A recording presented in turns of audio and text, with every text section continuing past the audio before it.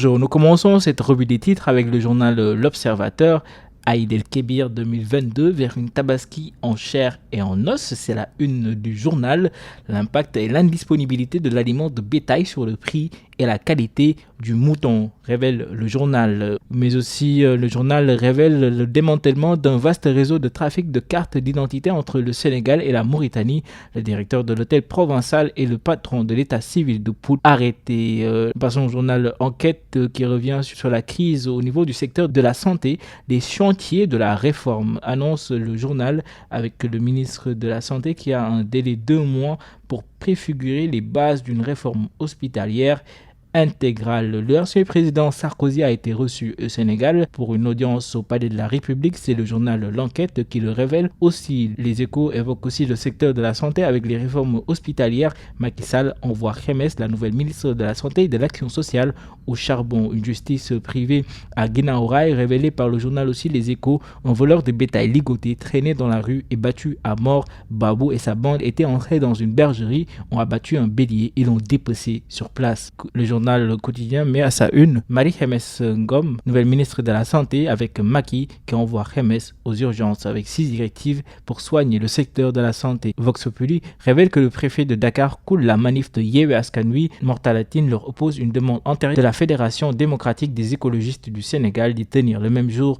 une foire écologique. La colère du maire de Thiès contre le présidium de Yewwi Askan Wi, c'est aussi le journal Vox Populi qui le révèle. Babacar Diop zappé, le FDS des Guelwaar parle de crimes, dénonce copinage, sectarisme et mesquinerie. Avec les recours en cascade de l'opposition, le Conseil constitutionnel rattrapé par son incompétence, 7 sages pas 6 sages, validation de la forfaiture du parrainage malgré les avertissements de la Cour de justice de CEDEAO au bord chaos, révèle le journal La Tribune. Dr Babacar Diop accuse Sonko et Khalifa de crimes politiques car non investis par Yewwi. Wolf Quotidien, les relations entre le PS et Benno, Aminata Mbengue Ndiaye, le Parti socialiste et les investitures. Alerte Quotidien met à sa une la photo du président Macky Sall, le sapeur Macky, éprouvé par mille feux par les assauts de l'opposition, les frustrations des non-investis de Benno Bokk Yakaar et des remous ailleurs. Hivernage 2022 à Keur Massar, une zone en proie aux inondations. D'ailleurs, des inondations qui résistent aux milliards, c'est le titre du journal Sud Quotidien. Macky Sall, hôte de Poutine, aujourd'hui, révèle le journal LAS pour le déblocage de céréales et de fertilisants en faveur de l'Afrique. 24 heures parle de l'affaire des 890 millions de francs CFA volés chez Farba-Ngom. Ce dernier, dans le collimateur du mouvement Frappe, les activistes envisagent dans un court délai de saisir l'OFNAC, la CENTIF, la CREI, la BCAO, l'IGE et l'IGF. Besbu le jour, médiation réussie d'Elhadj Mahi Niasse au Soudan, le cheikh de la paix, un accueil triomphal du khalife général des Niassènes prévu aujourd'hui ce jeudi sur les traces de son père Baye Niasse. Le journal révèle aussi un incident survenu à Podor et au Ferlo avec un cheptel décimé, 1700 têtes perdues à 1 mois de la Tabaski. Les assurances du directeur de l'élevage sont à retrouver dans le journal Besbi le jour.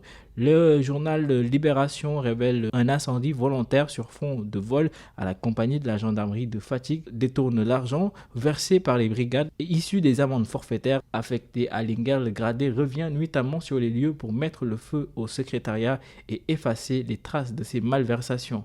Une information judiciaire ouverte, le mise en cause toujours en fuite. Le secteur offensif sénégalais ne manque pas de talent avec une attaque des Lions à redynamiser selon le journal Le Stade en vue des éliminatoires de la CAN 2023 avec la nouvelle recrue de la tanière Iliman Ndiaye. Record se pose des questions sur la défense sénégalaise avec Abdou Diallo et Pape Abou Cissé qui pour accompagner Koulibaly s'interroge. Le journal. Nous terminons avec Sunlamb, officialisation du mouvement 200% Pikine ce jeudi.